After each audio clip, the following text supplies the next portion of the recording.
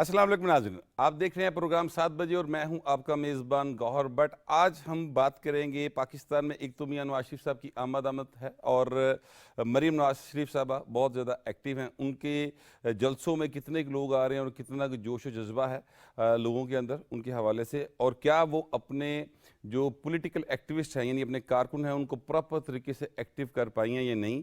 और इसके साथ साथ बात करेंगे पीटीआई के साबक रहनुमा, अब तो साबक ही हो गए, सदाकत अब्बासी साहब, उन्होंने एक प्रोग्राम के अंदर बहुत बहुत सारे इंकशाफात किए हैं और साथ ही साथ उन्होंने पीटीआई छोड़ने का भी ऐलान किया है। इन दोनों इश्यूज़ के ऊपर बात करने के लिए हमारे साथ इस्लामाबाद स्टूडियो में मौजूद हैं एजाज सैयद साहब, सीनियर सहाफ़ी हैं, तजिया नगार हैं, किसी तारुफ के मोहताज नहीं हैं। उनके साथ हैं राजा आतिफ साहब, बड़े सीनियर सहाफ़ी हैं, तजिया नगार हैं।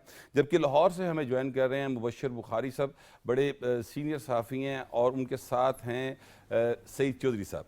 सईद चौधरी साहब भी बड़े सीनियर सहाफ़ी हैं, तजिया नगार हैं। चारों सीनियर सहाफ़ियों के साथ मैं इस इशू को डिस्कस करूँगा, और लेकिन उससे पहले मैं ये एक जो पोजीशन है वो थोड़ी सी क्लियर कर देना चाहता हूँ कि हम यहाँ पर पॉलिटिकल सूरत हाल को डिस्कस करने लगे हैं, जिसमें जो बहुत यानी वाज़े बात है और वाज़े मौक़िफ़ है हमारे इस वक्त के जो वज़ीर आज़म हैं अनवारुल्लाह काकड़ साहब उनका, और वो ये है कि इलेक्शन होगा तो इलेक्शन कमीशन अनाउंस करेगा और उन्होंने इलेक्शन करवाना है।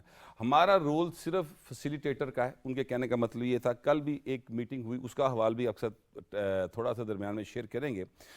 उसमें सहाफ़ी मौजूद थे और बहुत बड़ी तादाद में मौजूद थे, लेकिन इससे पहले अदरवाइज़ भी वो जिस तरीके से ये बात कह चुके हैं कि हमारा रोल सिर्फ कानून के तहत, आइन के तहत जो भी फैसिलिटेट करना है इलेक्शन के हवाले से इलेक्शन कमीशन को, उसको हम करेंगे। बाकी जो जमातें इलेक्शन कमीशन में रजिस्टर्ड हैं वो अपनी एक्टिविटी के लिए भी आज़ाद हैं और इलेक्शन लड़ने के लिए भी आज़ाद हैं। कानून के तहत उनके कहने का मतलब था कि हर शख्स जो है वो अपनी पॉलिटिकल एक्टिविटी करने के लिए आज़ाद है।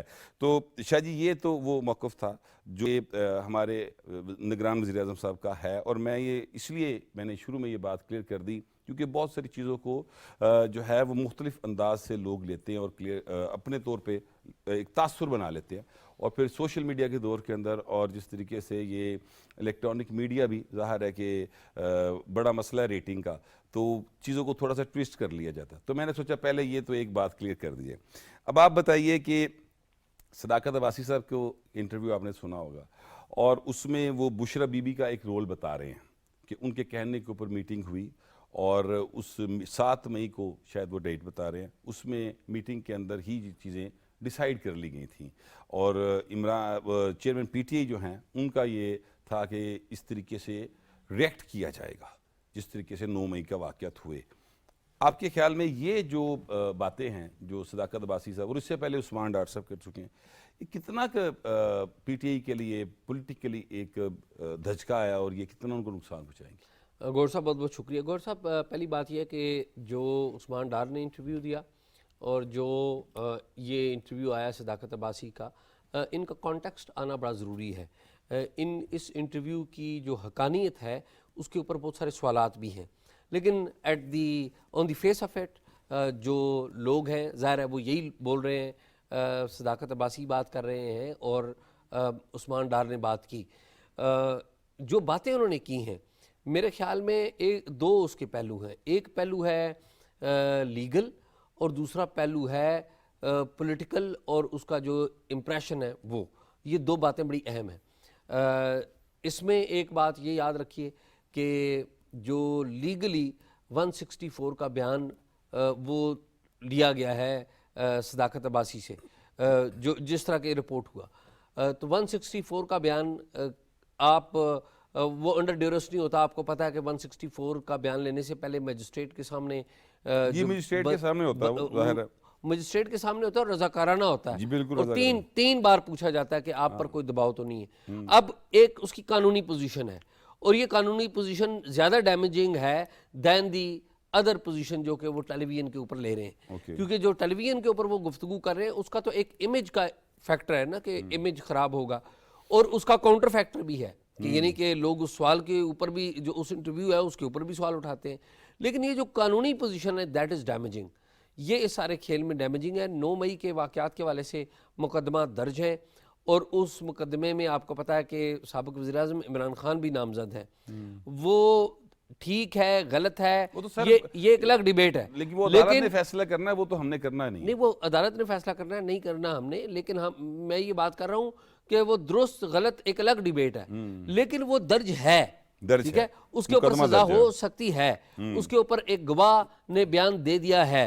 तो जो दो गवाह, जी 2 गवाह, उस्मान डार साहब और ये सदाकत अब्बासी साहब। अच्छा, नहीं, इन्होंने सदाकत ने तो 164 का बयान दे दिया ना। उस्मान डार साहब के बारे में यही इतला थी। अच्छा, मेरे इल्म में नहीं उस्मान डार। मुझे लगता है कि शायद उन्होंने दिया, क्योंकि मेरे मतलब अब यादाश्त का थोड़ा सा इशू बन रहा है, लेकिन चेक करवा लेते हैं। अच्छा, इसमें एक आखिरी एक लाइन और कि इसमें ये सारे वाक़े में ना खाली इमरान खान साहब ही इम्प्लीकेट नहीं होते नजर आ रहे हैं, इसमें बुशरा बीबी भी इम्प्लीकेट होती हुई नजर आ रही हैं। जो सदाकत साहब ने जो गुफ्तगू की है, जो स्टेटमेंट ज़ाहिर है, जो गुफ्तगू की है, वो स्टेटमेंट भी तो मजिस्ट्रेट के सामने वही बिल्कुल ठीक बात है। तो मेरे ख्याल में कि ये ना सिर्फ इमरान खान साहब के लिए बड़े डैमेजिंग है लीगली, बल्कि उनकी अहलिया के लिए भी लीगली डैमेजिंग है।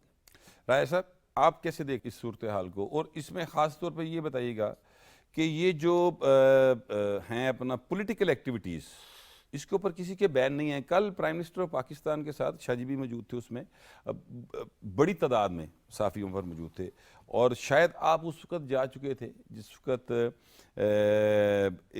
बड़े जो क्या कहते हैं डायरेक्ट सवालात हुए, और उन्होंने बड़ा कॉन्फिडेंटली उनके डायरेक्ट ही जवाब दिए, ठीक है।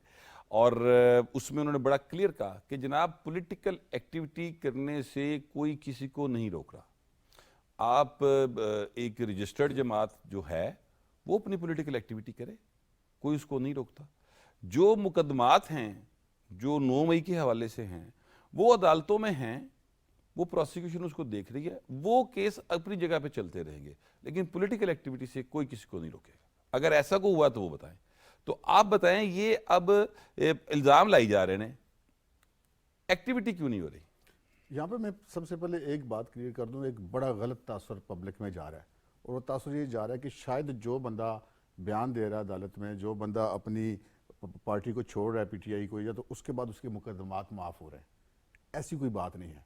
ओके, इसकी सबसे बड़ी मैं आपको मिसाल दूंगा, वो जो लाहौर में मुसर्रत जमशेद चीमा साहब, उन्होंने प्रेस कॉन्फ्रेंस भी सारा कुछ किया, लेकिन उस केस को अभी तक भुगत रहे हैं। वो बड़े बाद में हैरान हुए कि भाई ये क्या है।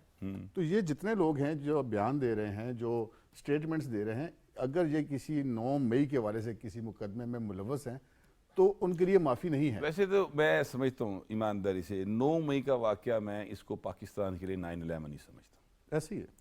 अगर इन वाक़यात में जो ओरिजिनली मुलव्वस लोग हैं, और ये बात ज़हन में रहे, मेरा इसके ऊपर, और ये कल प्राइम मिनिस्टर साहब ने भी कहा है कि जो वाक़यातन मुलव्वस हैं और कानून के उसमें आते हैं, तो उनके ख़िलाफ़ तो कार्रवाई होनी चाहिए। मैं बट साहब ये कहूँगा कि 9/11 मेरे ख्याल में पाकिस्तान का तो 16 दिसंबर 2014 है, तो बहुत पुरानी गल होगी ना, मैं तो यही गल कर रहा चाहिए। आज के दिन के लिए आप ये कह सकते हैं कि बहुत बड़ा वाक़या है। देखिए 9/11 का बहुत बड़ा लेकिन इसका स्केल तो उससे बड़ा है जी 2014 वाले से। ये आप ये कह सकते हैं कि एक इतने बड़े पैमाने पर सरकारी इमलाक के ऊपर कभी हमला नहीं किया गया ऑर्गेनाइज तरीके से, बिल्कुल ठीक है, ये ज़रूर है। तो मेरे ख्याल में वो जो वो वाला था, वो बहुत बड़ा इंसानी अलमिया था। दहशत गर्दों ने हमारे बच्चों को मारा था।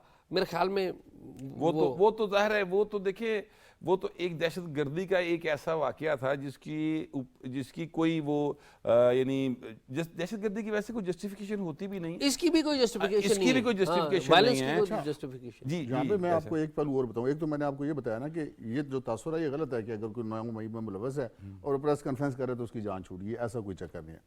दूसरा एक और बड़ी दिलचस्प बात है कि इस वक्त रेस लगी हुई है वादा माफ गवाह बनने की और सुल्तानी गवाह बनने की। अमूमन हम देखते थे मुकदमात के अंदर कि जी प्रोसिक्यूशन को वादा माफ गवाह या सुल्तानी गवाह बड़ी मुश्किल से मिलता था।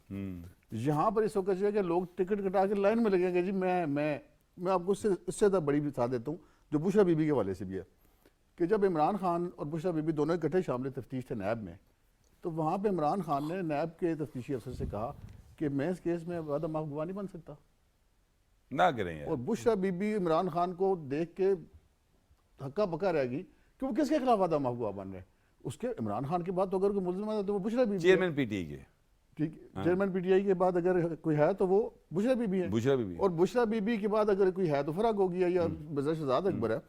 तो यहाँ पर एक दूसरे को डिच करने की भी रेस है, किस वक्त कौन किसके खिलाफ वादा माफ गवाह बन जाए कोई पता नहीं। खुद चेयरमैन पीटीआई भी ये चाह रहे हैं कि वो ये बड़ी खबर है, ये बड़ी खबर है। आपने सुल्तानी गवाह और वादा माफ गवाह, ये चूंकि एक लीगल टर्म्स हैं, हमारे पास लकीली इस वक्त पाकिस्तान के वन ऑफ द बेस्ट जो जर्नलिस्ट हैं, लीगल टर्म्स और लीगैलिटीज को समझने वाले, कॉन्स्टिट्यूशन को समझने वाले, वो हमारे साथ ऑन बोर्ड हैं। सेजो साहब, यहाँ पर 2-3 बातें हुई हैं और एक तो मेरे लिए भी इंकिशाफ है, सच्ची बात ये है।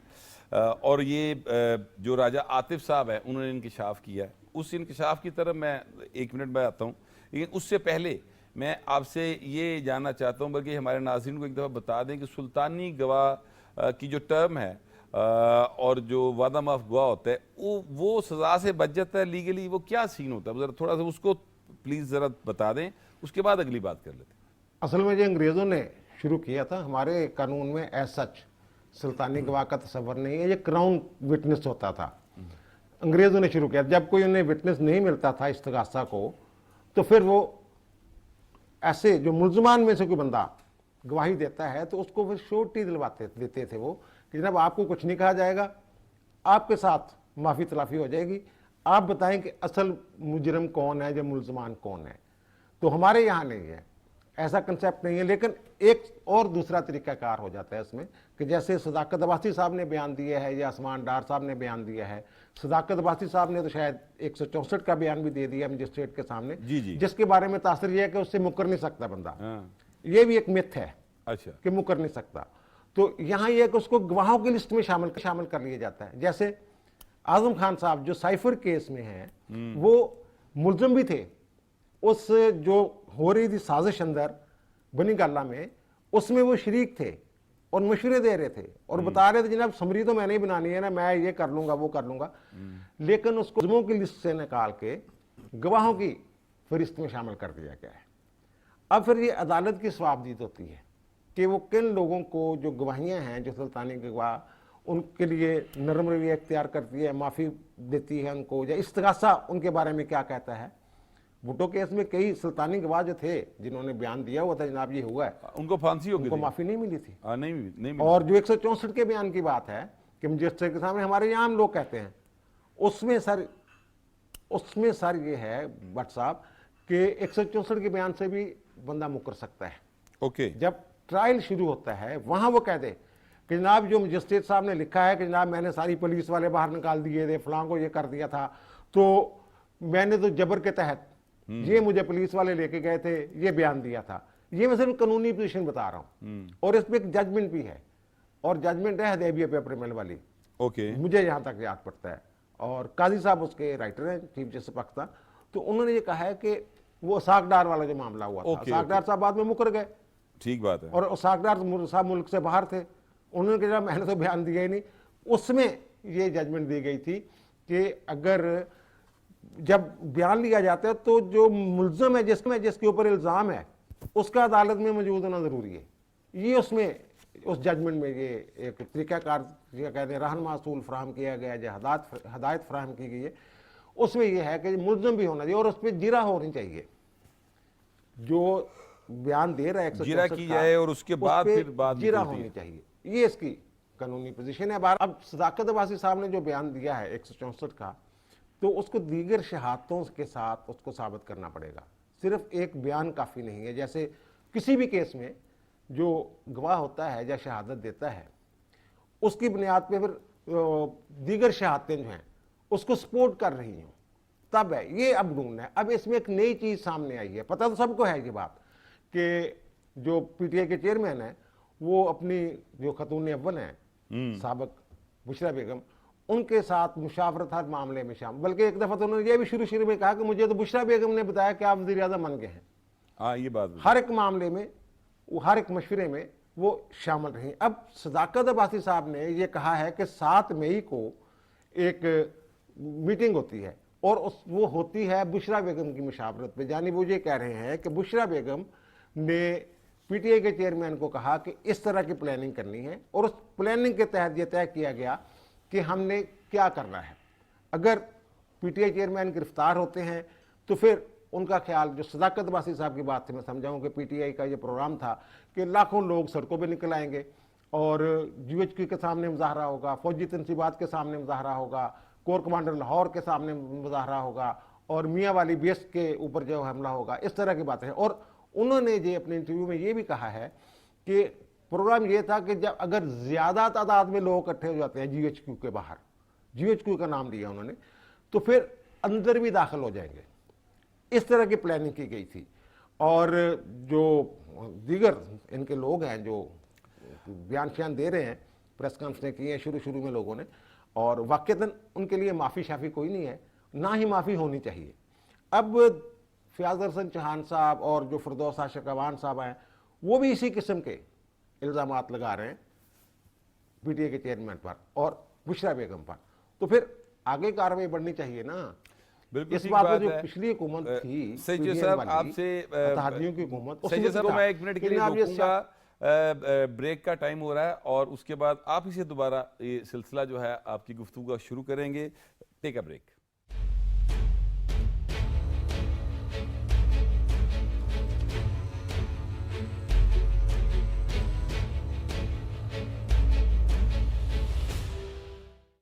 अल्लाहु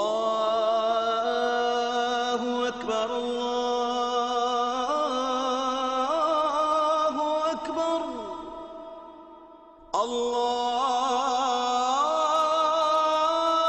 अल्लाहु अकबर, अल्लाहु अकबर, अशहदु अन ला इलाहा इल्लल्लाह,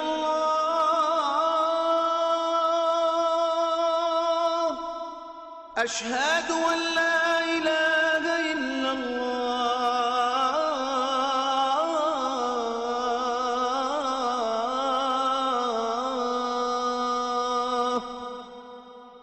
أشهد أن محمدا رسول الله،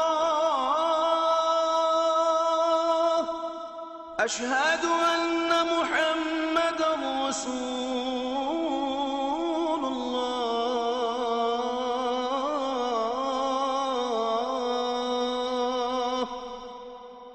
حي على الصلاة،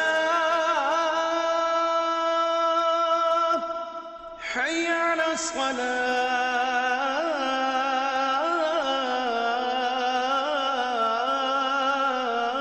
الصلاة، حي على الفلاح، حي على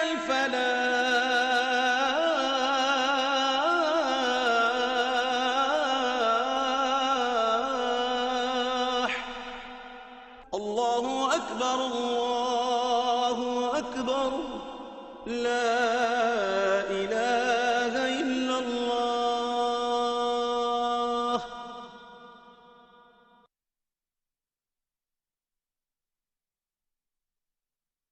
اللهم صل على محمد وعلى آل محمد كما صليت على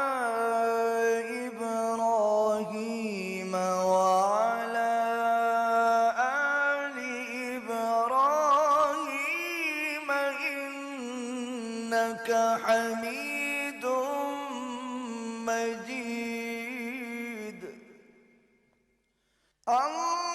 اللهم بارك على محمد وعلى آل محمد كما باركت على إبراهيم وعلى آل إبراهيم إنك حميد مجيد.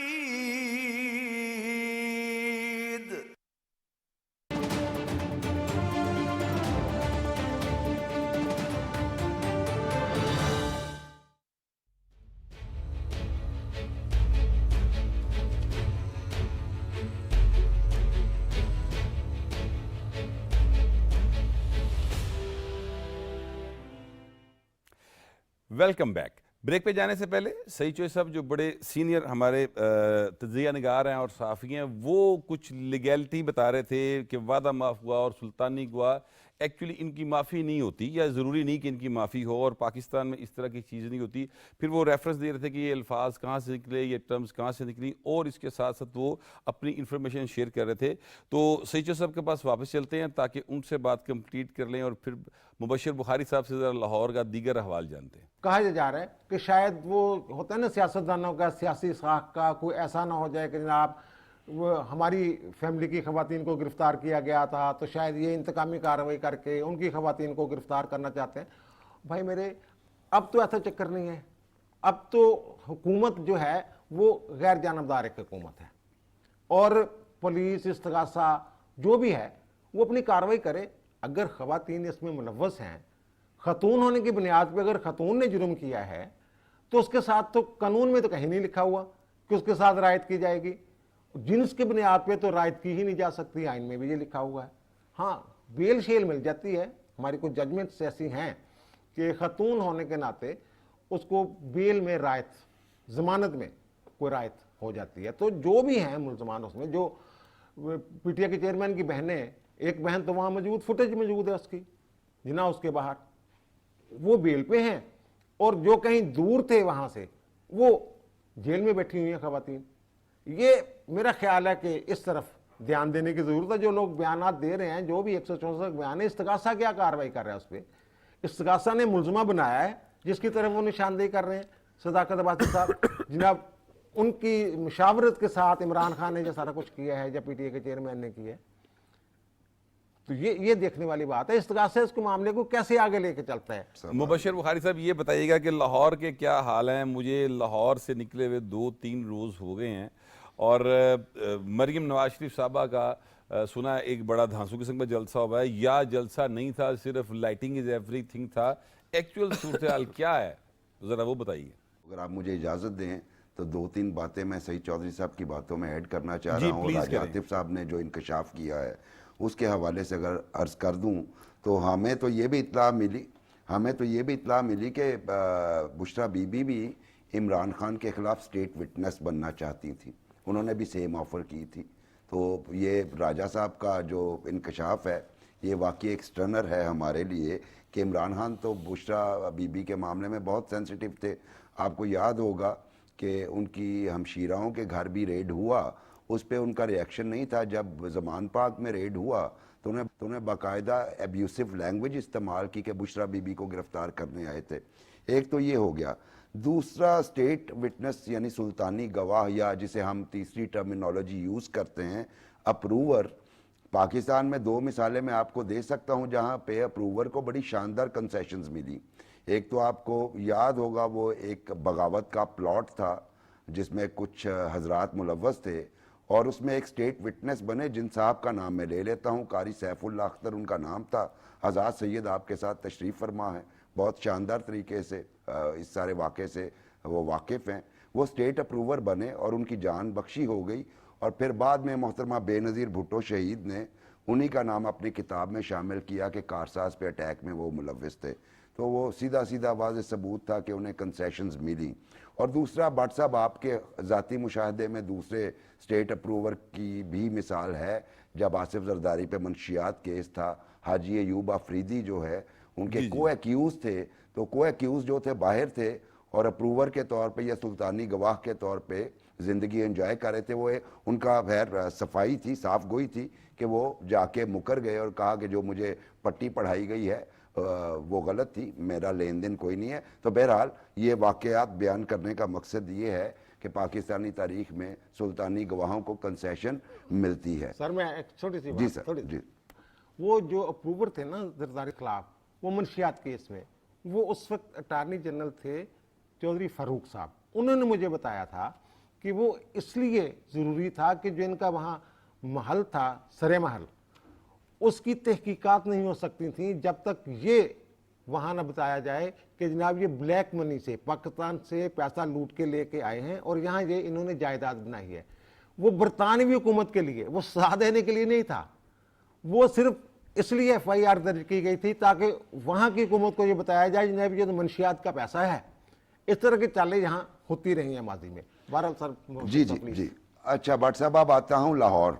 जी जी। लाहौर मरियम नवाज के पहले जलसे के बाद आखिरकार मुस्लिम लीग नवाज ने एक अच्छा शो कर दिया। ओके। अच्छा, लाइट अपनी जगह पे मौजूद थी, लेकिन अवामुन नास भी वहाँ पे काफ़ी तादाद में थे और मतलब उस पे जो हमारी पुलिस और बाकी ब्रांचेस जो रिपोर्ट करती हैं वो उसको मतलब फिगर में क्या जाना, लेकिन एक अच्छा शो था। बदनज़मी का शिकार रहा, लेकिन आपको पता है भट्ट साहब कि ठोकर नियाज बेग जो है वो खोखर्स का स्ट्रॉन्ग होल्ड है, फिर वो सैफुल मलूक खोखर वगैरह साथ मिले हुए थे और 15-20 हज़ार खोखर निकालना वहाँ से कोई बड़ी बात नहीं, इसलिए ये एक अच्छा शो कंसीडर होता है। एक अलहदा बात है वहाँ पे जो उन्होंने लंगर खाना खोला था वो तबकाती कशमकश का शिकार हो गया, जिसके बाद कुछ बदनज़मी भी हो गई।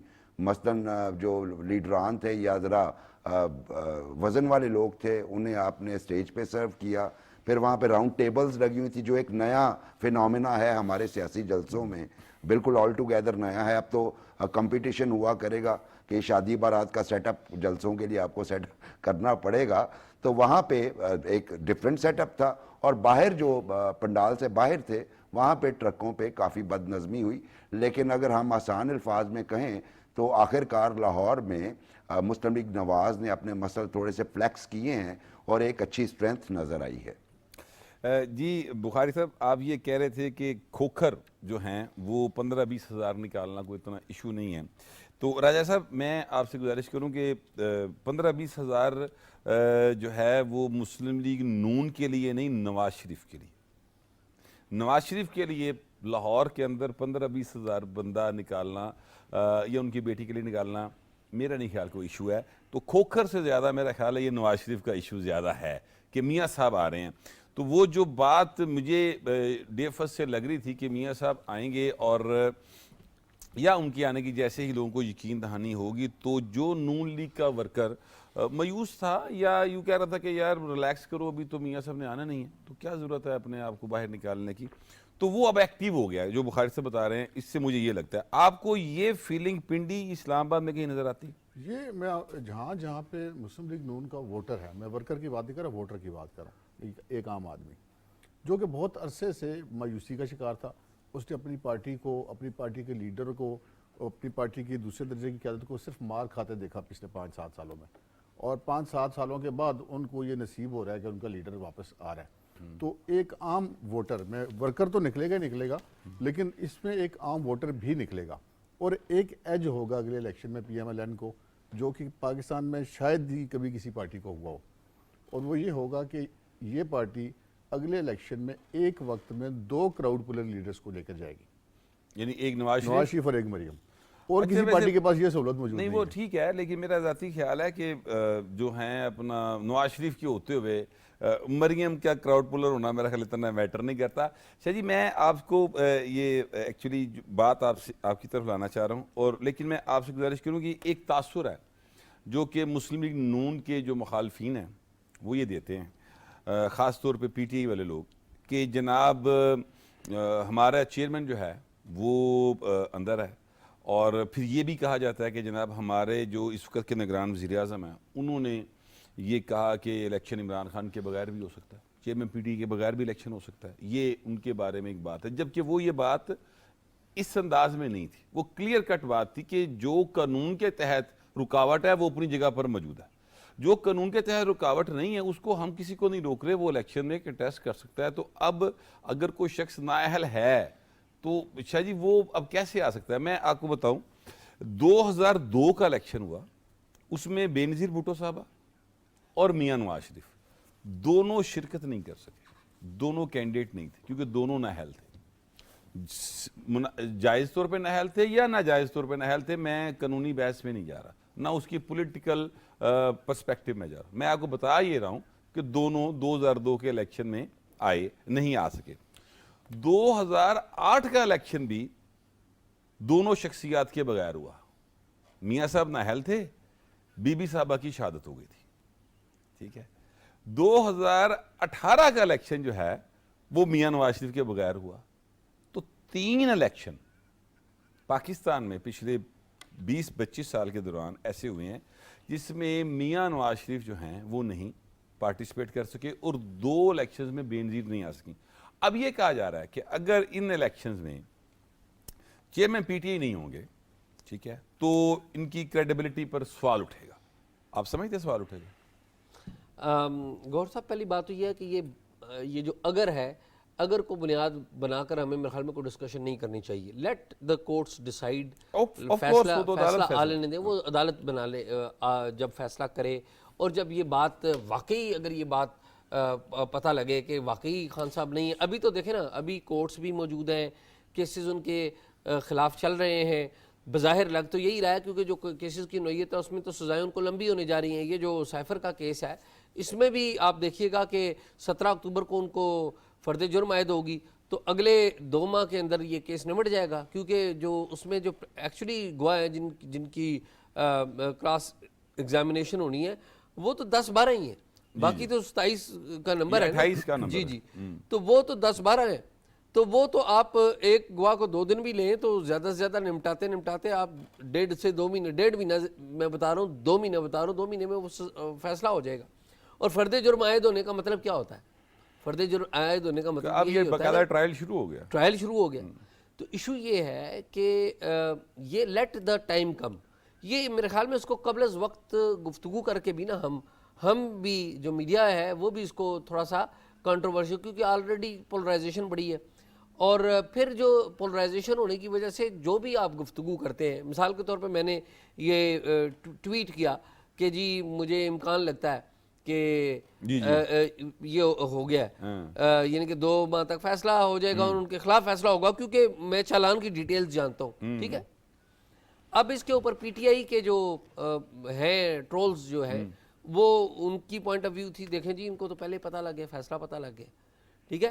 हालांकि सबको पता है कि मैं कोर्ट्स में जाता हूँ, मैं पुलिस की रिपोर्टिंग करता रहा हूँ, मैं एफआईए को जानता हूँ, एफआईए की रिपोर्टिंग करता रहा हूँ, सुप्रीम कोर्ट में जाता हूँ, हाई कोर्ट में, लोअर कोर्ट में, उस बात को नहीं, इस बात को पकड़ लेंगे। तो मेरा ये ख्याल है let the decision first come.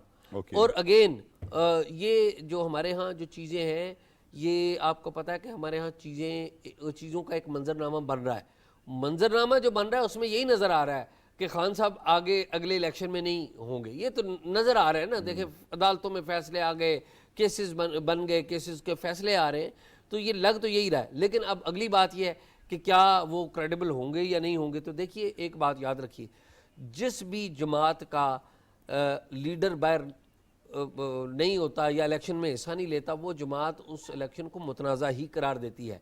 2002 का जो इलेक्शन था, पीपल्स पार्टी ने भी और मुस्लिम लीग नून ने भी, दोनों ने उसमें हिस्सा लिया था, लेकिन उसे मुतनाज़ा ही करार दिया गया। नताइज मानने गए और वो असेंबलीज ने अपनी मुद्दत पूरी की। नहीं, और लीडर ऑफ द अपोजिशन भी तो मुस्लिम लीग नून का था। हाँ, फिर मुस्लिम लीग नून 2008 में भी नताइज तस्लीम किए गए। जी हाँ। और मुद्दत पूरी 2013 के नताइज भी तस्लीम किए गए। 1 साल बाद जाके एहसास हुआ कि 4 सीटा से रुला है। नहीं, और वो भी फिर अदालतों के बाद। यहाँ पर एक चीज़ बड़ी और इम्पॉर्टेंट है, आपने भी बात की, बताया कि जी 2002 में भी ऐसा हुआ, 2008 में भी ऐसा हुआ, 2018 में भी ऐसा हुआ। यहाँ पे जो एक मीडिया के थ्रू प्रोपेगेंडा फैलाया जाता है चेयरमैन पीटीआई और उनकी जमात की तरफ से, वो उनका जो ज़्यादातर वोटर या फॉलोअर है वो बिल्कुल यंगस्टर है, उसको हिस्ट्री का नहीं पता। वो ये समझता है कि शायद ये कोई बड़ी पाकिस्तान के अंदर हमारे साथ बड़ी नहीं, वो आप ठीक बात कह रहे हैं, लेकिन इसीलिए मैंने उसको जो है वो ज़रा हिस्ट्री बताने की कोशिश की है कि तारीख जो है वो मैं, और ये मैंने ज़्यादा पुरानी नहीं बताई, 2002 से 2023, यानी पिछले 20 साल की हिस्ट्री है, जिसमें मैंने बताया कि 2 बड़े लीडर, और ये मैं बगैर किसी शुबे के कह रहा हूँ भट्ट साहब कि मुस्लिम लीग नून जो है, 1 मिनट शाह जी, मुस्लिम लीग नून के लीडर नवाज शरीफ और पीपल्स पार्टी की लीडर मोहतरमा बेनज़ीर भुट्टो, ख़ास तौर पे मोहतरमा बेनज़ीर भुट्टो साहबा, जितनी पॉपुलैरिटी मैंने किसी लीडर की अपनी ज़िंदगी में तो नहीं देखी। जितने बड़े जलसे बीबी के थे, जिस तरह से लोग उनके लिए यानी बाकायदा नारे मारते थे, तेरे सदके तेरे वीर बेनज़ीर बेनज़ीर, तो ये मैंने किसी और के लीडर के लिए नहीं देखा। बहरहाल फिर भी ये नहीं मैं कह रहा कि वो हतमी है, बहुत सारे लोग उससे उनके बाद भी पॉपुलर आ सकते हैं, ये आए हैं, तो सिर्फ बात है क्रेडिबिलिटी की कि इलेक्शन क्रेडिबल आइन के तहत और कानून के तहत जो होता है वही क्रेडिबल होता है और वही इक्वालिटी कंसिडर होती है जो कानून के तहत होती है। बुखारी साहब आप कुछ कह रहे थे, सॉरी मैंने अपनी बात कंप्लीट करने के लिए आपको 1 मिनट के लिए खामोश करवाया था। जी भट्ट साहब, मैंने सिर्फ भट्ट साहब इसलिए कहा था ताकि मैं खामोश हो जाऊं और आप अपनी बात मुकम्मल करें और उसके बाद आप मुझे थोड़ा सा मौका दें। 2002 के इलेक्शन की जो आपने बात फरमाई बिल्कुल बजा है। मैं थोड़ा सा उसमें एडिशन ये करना चाहूँगा ताकि जो हमारे नौजवान सुन रहे हैं तारीख उनके लिए ज़्यादा विविड हो। मियाँ नवाज शरीफ और मियाँ शहबाज शरीफ प्लस फैमिलीज़ बाहर थीं और बेनज़ीर भुट्टो प्लस फैमिली बाहर थी और आसिफ जरदारी जेल में थे। जेल में। और जब इलेक्शन हुए तो in terms of votes Pakistan Peoples Party ने सबसे ज़्यादा वोट लिए और उसके साथ साथ अगर आप देखें तो उस वक्त की जो किंग्स पार्टी थी वो मतलूबा नताइज नहीं ले सकी, जिसके बाद आपके अजीज़ दोस्त और मेरे बड़े अजीज़ दोस्त उसमें शामिल थे, बल्कि शायद आप और मेरे सामने वो डेवलपमेंट हुई थी पाकिस्तान पीपल्स पार्टी पैट्रियट की, ताकि जमाली की हुकूमत बन सके। 1 वोट से बनी थी जी, 1 वोट से बनी थी। और फिर उसके बाद ये हुआ था कि उसका दूसरा फ़ायदा ये हुआ था मुशर्रफ गवर्नमेंट को कि अपोजिशन लीडरशिप जो थी वो आपको याद होगा MMA के पास गई थी। MMA के पास मौलाना फजल रहमान अपोजिशन लीडर थे जो कि उस वक्त बेनज़ीर भुट्टो ने बाहर से नारा लगाया था। जी जी बिल्कुल, बाहर से मोहतरमा ने नारा कॉइन किया था, आपको याद होगा। ठीक मुल्ला है, ब्ला ब्ला ज़ाहिर अलायंस, है, ज़ाहिर क्योंकि मैं स्टेट टीवी पे बैठा हूँ इसलिए मैं वो Elections नारा भी नहीं पैमाना वो रिपीट कर बताऊंगा। सकता भट्ट साहब। तो जी जी, तो ये थोड़े से हकायक मैंने स्ट्रेट करने की कोशिश की। उसके बावजूद वो इलेक्शन हुए, कंट्रोवर्शियल हुए, प्री पोस्ट पोलिंग रिगिंग हुई, इवन पार्लियामेंट के अंदर रिगिंग हुई। उसके बावजूद इन जमातों ने नताइज तस्लीम किए और पार्लियामेंट में बैठी। बिल्कुल ठीक अच्छा, बात है। मैं इसमें थोड़ा सा ऐड करना चाहूंगा जी सही चल साहब। कि उस वक्त तो जो बाहर थे ना, जलावतन कह लें या मुल्क से बाहर थे या मुशर्रफ गवर्नमेंट से डर के बाहर गए हुए थे, इन्होंने एक कानून बना दिया था कि जो उम्मीदवार है उसके लिए ज़रूरी है कि वो रिटर्निंग ऑफिसर के सामने पेश हो कागजात नामजदगी दाखिल करवाते वक्त, और ये पेश नहीं हो सकते थे। इन सब के कागजात नामजदगी इसी बुनियाद पे मुस्तरद हो गए थे। बिल्कुल और ठीक बात। फिर एक नया कानून ले आए थे कि जनाब अगर कोई इलेक्शन नहीं लड़ सकता, नाअहल है, तो वो पार्टी की सदारत भी नहीं कर सकता। बिल्कुल ठीक बात। इसीलिए इन्होंने मखदूम अमीन फीम साहब को पीपल्स पार्टी वाले लेके आए थे और ये राजा जफरुल्लाह को लेके आए थे नून लीग वाले। ये तो जमातें उनके बगैर थी। लेकिन अब जो बात कर रहे हैं उनकी, जनाब वज़ीर आज़म साहब कह रहे हैं कि जनाब किसी पे कोई पाबंदी नहीं, सब अपना करें, तो लेकिन जो कानून कहता है वो तो होना चाहिए ना। ठीक है, वो बताएं। नवाज शरीफ को पार्टी की सदारत से हटा दिया गया, हालांकि कानून में तरमीम हो चुकी थी उस वक्त कि जनाब ये क्योंकि नाअहल हो गया इसलिए पार्टी का हेड भी नहीं हो सकता, बड़ी बड़ी ऑब्जर्वेशन देके। अब ये भी नाअहल हो गए हुए हैं, जो PTI के चेयरमैन है, इनका भी केस ही चला जा रहा है। वो सुप्रीम कोर्ट की वो जो साकिब निसार साहब वाली जजमेंट है, उनकी वो बेंच को हेड कर रहे थे, तो उसकी बुनियाद पे तो ये अब तक जो है वो पार्टी की सरबराही से हट चुके होने चाहिए थे, मेरा ख्याल है। वो तो जैसा मेरा ख्याल है कि कोई जाएगा इस तरफ, कोई अदालत में इलेक्शन कमीशन में चैलेंज करेगा शायद, तो फिर मेरा ख्याल इस तरफ बात जाएगी और यकीनी तौर पे जो उनकी मुखालफ सियासी जमातें होंगी उनमें से कोई जाएगा शायद, मुझे। लेकिन ये ज़ाहिर है उनके ऊपर है, वो जाते हैं या नहीं जाते, और फैसले ज़ाहिर है कि अदारों ने करने हैं। मेरी मुराद इलेक्शन कमीशन ने, उसकी एक अदालती हैसियत है, और फिर जो अदालतें हैं उसके बाद हमारी आला अदलिया है या लोअर जुडिशरी से लेकर ऊपर तक, तो केसेस जहाँ पर हैं वो अदालतों ने ही उनके फैसले करने हैं कानून के मुताबिक। वो क्या फैसले करती हैं ये उनके ऊपर ही है, क्योंकि कानून जिस अदालत में केस चल रहा होता है वो ही सबसे बेहतर उसको नरेट करके सज़ा या जज़ा का जो है वो तयन कर सकती है। राजा साहब, आप कोई आखिरी बात करना चाह रहे थे? इलेक्शन की क्रेडिबिलिटी के वाले से एक पैमाना बताना चाह रहा हूँ। मैंने 1993 से लेकर आज तक इस मुल्क के अंदर जितने इलेक्शन हुए हैं, चाहे वो जनरल इलेक्शन थे या ज़िमनी इलेक्शन थे या बल्दियाती इलेक्शन, सारे कवर किए।